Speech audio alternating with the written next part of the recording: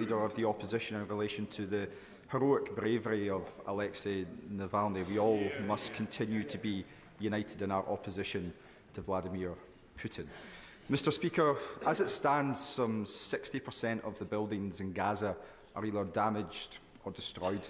Much of the farmland is in ruin. Some 30,000 people are dead, 70,000 injured, and 1.4 million people are currently sheltering in Rafah, awaiting an imminent Israeli onslaught. Surely the Prime Minister must accept that that does not amount to self-defence. Prime Minister. Well, Mr. Speaker, I share the concern of many members about the high rate of civilian casualties and indeed the growing humanitarian crisis in Gaza, and that is why we have called consistently for an immediate humanitarian pause, which would allow for the safe release of hostages and more aid going into Gaza so that we create the sustainable conditions for a long-term and enduring ceasefire.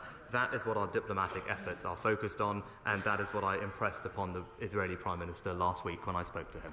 Stephen Flynn.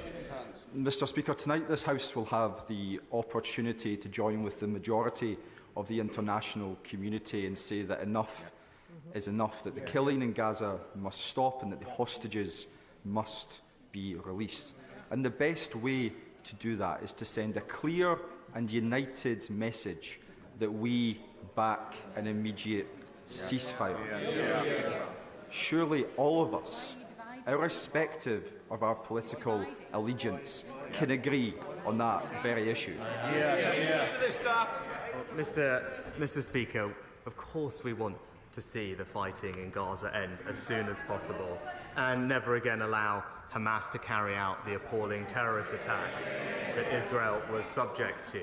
But he talks about the UN resolution, but just calling for an immediate full ceasefire now, which collapses back into fighting within days or weeks, is not in anyone's interest, Mr. Speaker. We must work towards a permanent ceasefire, and that's why the right approach is the approach that we've set out and the United States have set out in their resolution, which is for an immediate humanitarian pause to get hostages out and aid in so that we then can create the conditions for a sustainable ceasefire. And in the meantime, we're doing everything we can to increase the amount of humanitarian aid that we bring into Gaza, something I discussed with the King of Jordan last week, and we will have more updates in the coming days of more airdrops into Gaza, but also just in the last couple of days have managed to deliver family tents into Gaza, which are providing much needed shelter for very vulnerable people.